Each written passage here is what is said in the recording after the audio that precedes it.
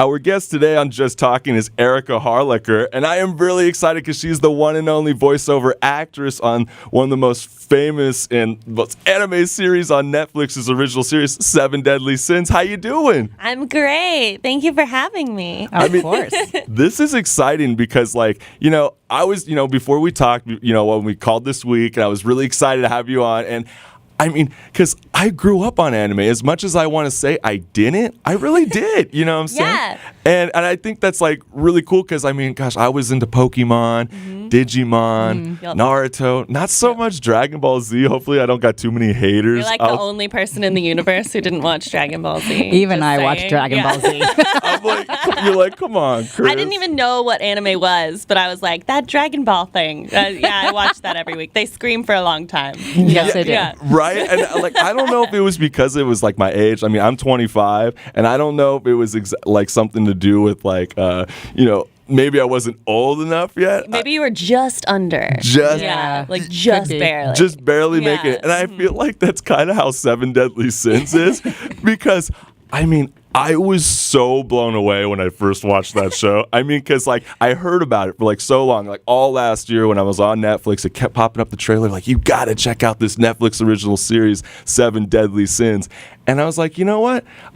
I finally got the opportunity to do it because I'm in school right now at Cal State Los Angeles. I'm in the graduate program, and sometimes, you get caught up with all these assigned films and shows, and I was excited to actually watch something outside of those assigned assignments. and then I was watching Seven Deadly Sins, and I was amazed because literally I thought during these modern times we were trying to the Japanese culture, I thought they were really trying to steer away from the sexuality of these anime characters. Because it's such a stereotype of anime. Yeah. Yeah. And I really was when I watched the show, you're going, wow, that's graphic. And I'm not talking about the violence, and there are a lot of violence. It's great. But when you're watching this show, I think they utilize the sexuality so perfectly with Princess Elizabeth. Well, it's a comedy show, so I feel like they took the tropes of anime, which are the big dramatic fights and, sexuality and all that stuff, and they took it and they kind of amplified it in a comedic way, which I think is really funny, and that's part of the reason people love it so much, because it's just... Yeah, so listeners out there, if you haven't checked this out... Readers. That's right. If you haven't checked it out yet, check out Season 1, Netflix, you jump on. Literally for myself, especially amongst the Me Too movement right now, one of the opening scenes, Princess Elizabeth walks in, and she immediately starts getting groped by a 10-year-old boy. He's a grown up. He's an adult. It looks like a child, but I think that's what's so funny. They joke about it in the scene. So, in the show, and you're constantly questioning, is he a kid? Is he a grown up? Yeah, and that's another trope of anime is that they all look really young. So I think that's why they made the main guy, because usually it's the girls that look really young, but this one they made the main guy look really young, even though he's way older than all the other characters. That's so true. I actually loved it because I was just thinking back to all the little pervy little, prepubescent boys. And I was here's their dream of the most hottest goddess to walk in. Isn't that true? I was damn, I'm really about to interview the Princess Elizabeth. I was she is sexy, and she's sexy in real life. And thank you. It's not just the voice. But it's great. I just want to ask you, how did you even get started getting into voiceover acting? Well, okay, the first time I can remember mentioning voiceover, I was 9 or 10, and I was watching the Disney Channel, and they had a little behind the scenes thing of Kim Possible, which was my favorite show back then. Yeah. She was great. Yeah, she's awesome. Yeah, so the voice actress for Kim was Christy Carlson Romano, who was also on some of their live action shows on Disney Channel. Yeah. So, she was a celebrity. And she was voiceover is great because I can go to work in my pajamas. And I was in my pajamas at the time. And I was whoa, that's cool. I like acting, and I wouldn't have to change out of my pajamas. That sounds great. So I told my mom when she came in, I was I know what I want to be when I grow up. And she was what? And I was a voice actor. And she kind of laughed, and she was that's not a real job. And I was oh, okay. And then I kind of forgot about it until college. And I originally went to college thinking I wanted to maybe make cartoons or video games, because I never really grew out of that stuff. It always really resonated with me, and I wanted to help create things. But I don't know, it wasn't really going the way I wanted it to. And I took took an acting class at college and was like, oh, right, I really like acting. And at the same time, I kind of came across a flyer for a voiceover class in Burbank. Oh, nice. And so kind of around the same time, I took that just, for fun, because I was like, that's a thing I thought was real when I was a child. And before my parents crushed me. Yeah, exactly. It is real. There's a banner. Yeah. And so I went to the class, and the teacher was Tony Oliver, who he was the director for Power Rangers back in the day, and he's like a voice actor in anime and directs a ton of stuff I'm in now.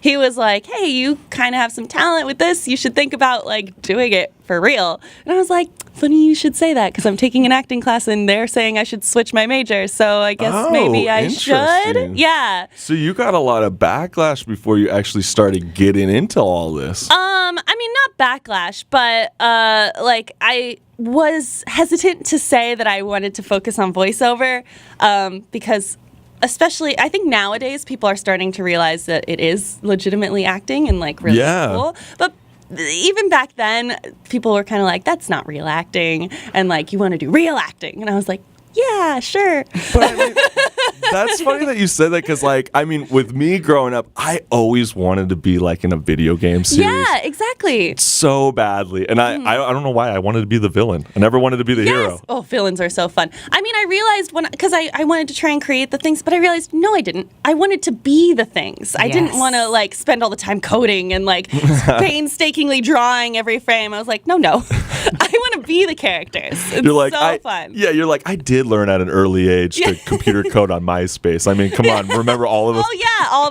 that the stuff. layouts. Yes. I did know how to do all that. Yes. Wow. And you're like, That's all I can say is wow. I got into acting, so I told my family, I was like, I want to make millions, travel the world, and kiss really hot boys. That was the only don't tell reason your why. husband this. He's listening right now. I now no longer kiss anybody. That's another reason like why I was drawn to voiceover, because I love acting, but I don't really want to like walk outside and have everyone be like, "Oh my God, it's you," and just like swarm me.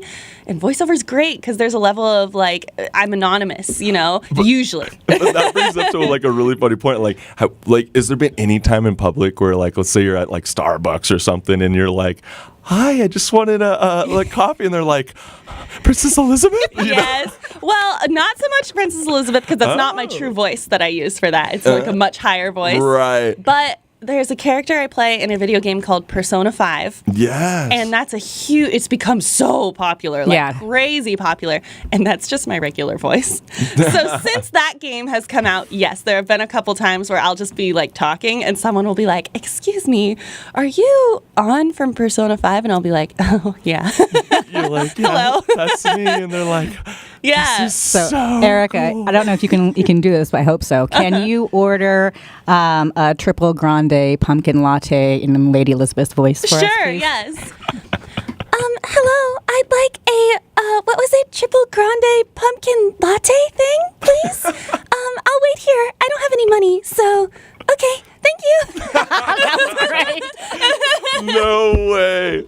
Oh, that's so funny. Let's try. Could you? I'm so in love with you. Thank you. Oh my God.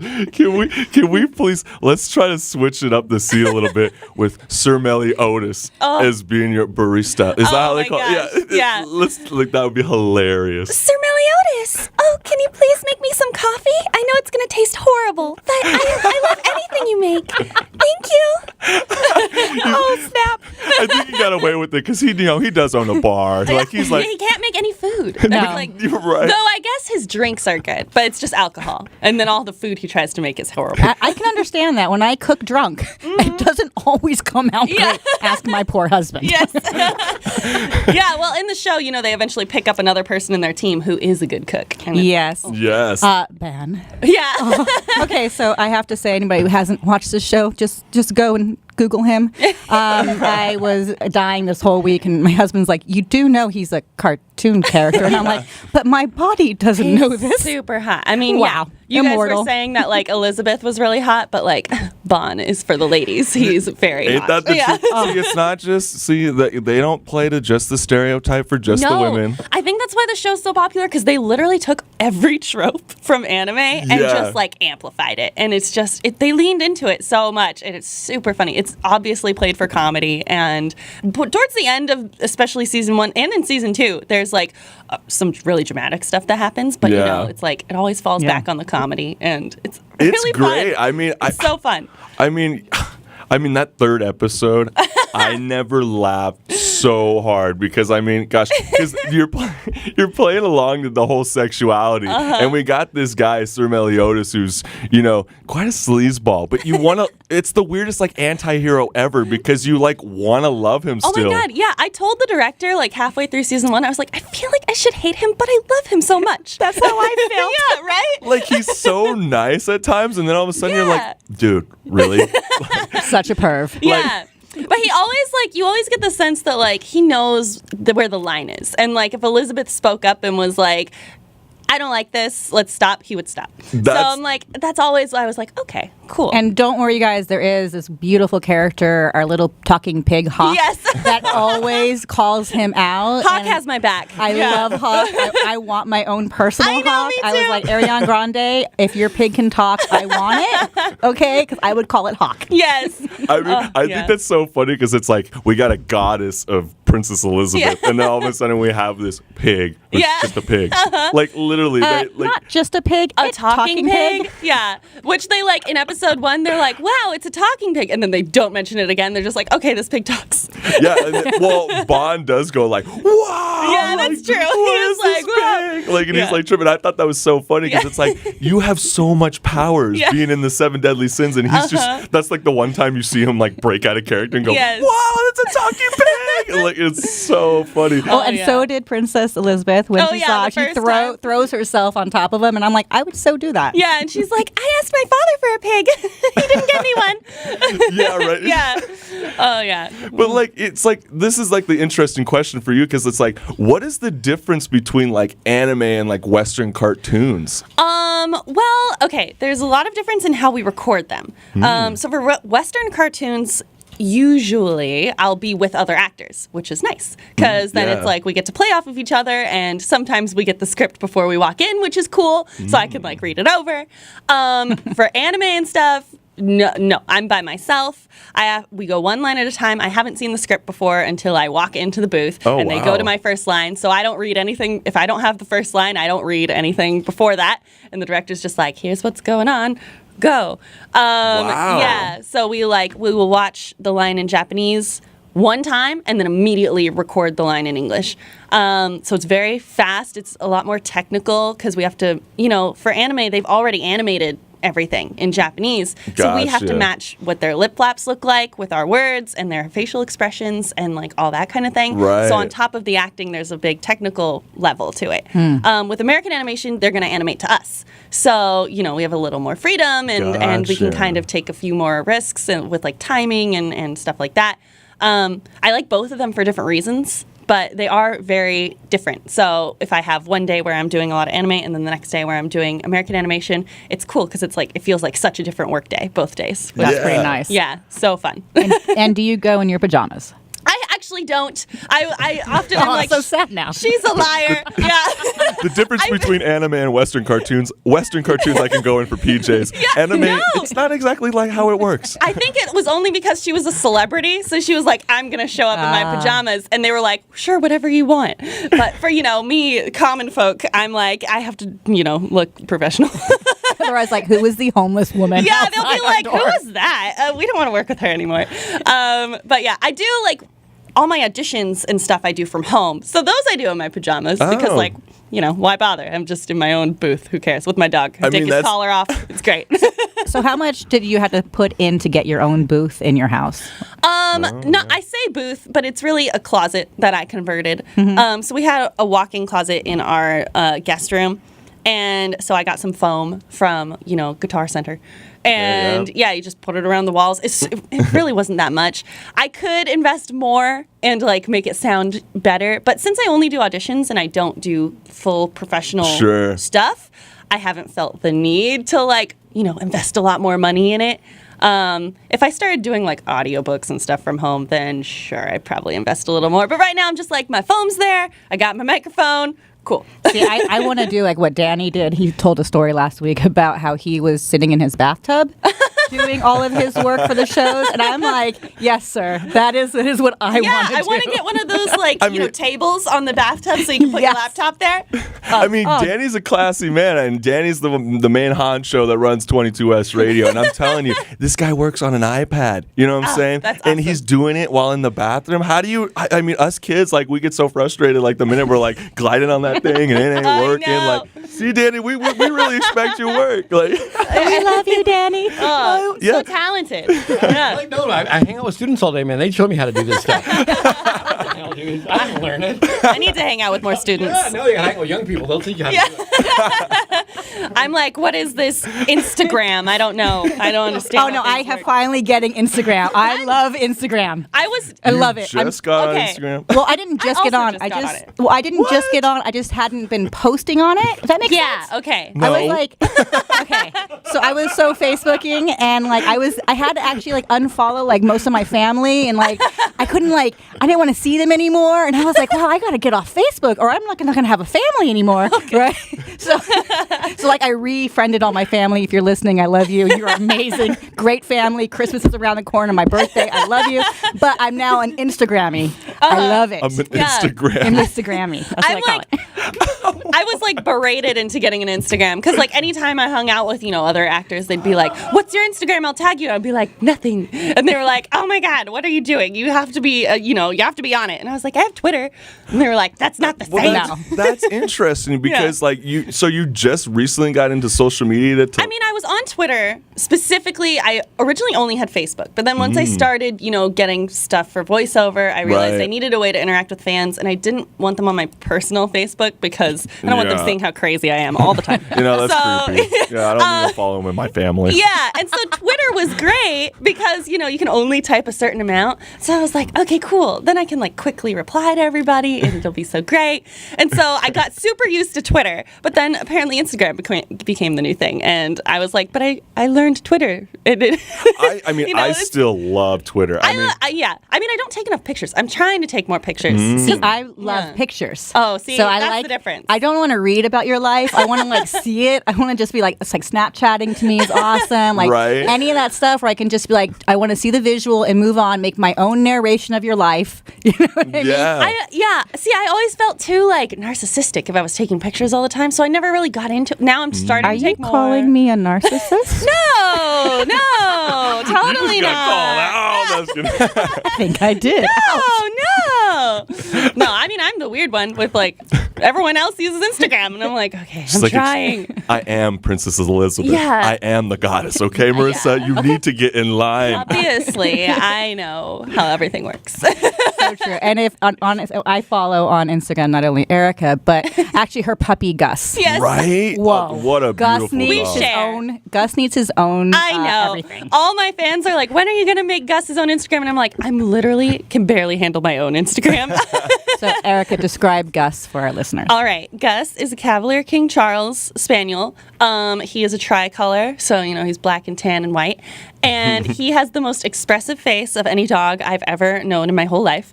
And if I say something to him, that's very anime. We call him, we call him a Muppet because he looks like, when Kermit the Frog has the hand in his mouth. Right. If he's angry, he'll like make that face where it's like his really lips curl in. does. Yeah. And then he has huge eyes. He's hilarious. It's so funny. He's so amazing. expressive. He has little eyebrows. I think that's what makes him seem more expressive. Yeah, that gives him that humanist look. Exactly. Yeah. That's so true. When I go to conventions, people are like, "Why didn't you bring Gus?" And I'm like, "Because it was like a 5-hour plane ride. I can't bring him. He would make everyone hate me." But you did say that you now are going to recently get him into some of your photo shoots. I know. I am going to do next weekend. I'm doing a Halloween photo shoot with him because everyone loves Gus. So I was like, okay, I'm going to do a photo shoot with my dog. And then everyone will be happy, hopefully. That is very true. And I just want to tell all the listeners that are listening in on 22 West Radio, this is 88.1 FM HD3. We got Erika Harlacher in the studio, and I am so excited that you came in for Just Talking segment, and I know she's going to be sticking around when we go and do the Strike a Chord segment, but thank you again. This is super, super exciting. If you have not checked out 7 Deadly Sins on Netflix, go ahead and check it out right now. Princess Elizabeth is hilarious, and you will know exactly what I'm talking about. The sexuality, the violence, everything, and more. The handsome men, yeah. For real. That outfit in the first episode. Oh yeah, Bond is constantly wrecking his outfit. And he's like always bloody and like getting killed. He's immortal. Yeah. And he's oh yeah, it's hot. Yeah, he's great. So amazing. What's good, listeners? I'm Chris Collins. And I'm Marissa Pitts, his trusty sidekick. If you like what you see, hit the subscribe button below. Peace. Ciao, Bellas.